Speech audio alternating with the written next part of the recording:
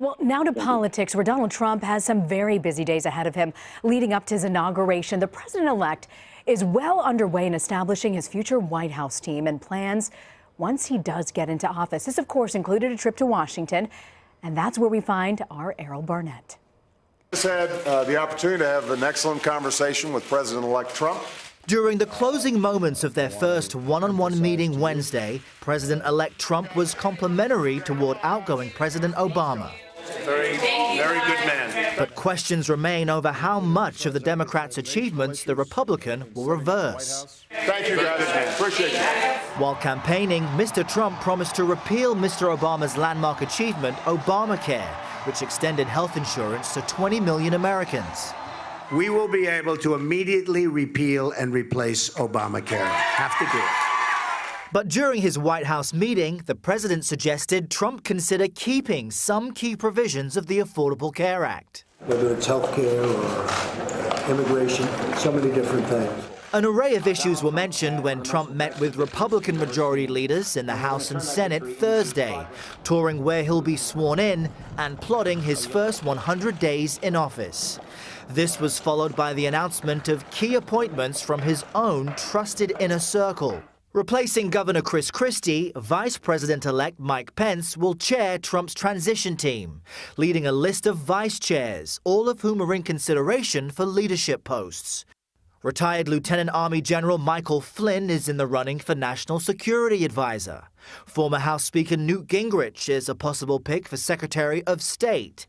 And Christie or Mayor Rudy Giuliani may head up the Department of Homeland Security. I can see already how he is going to be a great president, and I'm glad I could play a small role.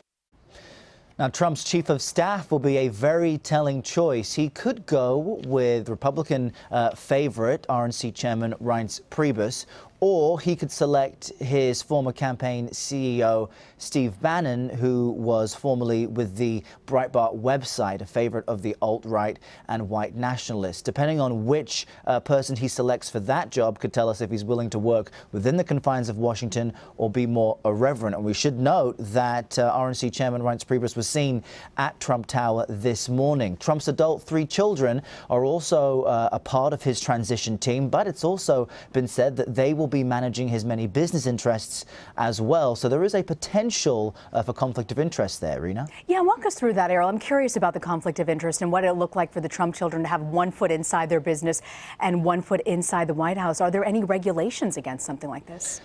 Well, legally speaking, Mr. Trump can collect business income while in the White House. There is a law by the Government Accountability Office, the GAO, which prohibits federal employees from doing so, but the president is exempt from that. Typically, what happens is, to avoid the appearance of a conflict of interest, presidents will put their holdings into a blind trust, put their estate, their financial wealth managed by people they don't know into a third party. But the challenge with Mr. Trump and his empire is that it includes real estate, licensing deals, which deal with Mr. Trump's name in and of itself. And so that's more difficult to put into a blind trust. As he was campaigning for president, he did say in interviews that he would hope to allow his children, Donald Trump Jr., Eric Trump, and Ivanka Trump, to run the Trump organization. But even as he described it, he said, I'm not sure if that really qualifies as a blind trust. There is a law as well by the GAO which prohibits relatives of the president from overseeing blind trusts for those serving in the executive office. So that would only be an issue if he plans on appointing a relative to the executive office. But on Thursday, while he was meeting with outgoing President Obama, his son-in-law, Jared Kushner, who is married to Ivanka Trump, was seen meeting with Obama's chief of staff. So there is remaining questions as to what type of conflict of interests may emerge once he becomes president and officially appoints his staff, and that's in addition to his many domestic and foreign holdings, as well as the 75 lawsuits against or filed by Mr. Trump. So this will certainly test the limits of what conflict of interest really is here in Washington. A lot of uncharted territory we'll be covering. Errol Barnett in Washington. Errol, thank you. You got it.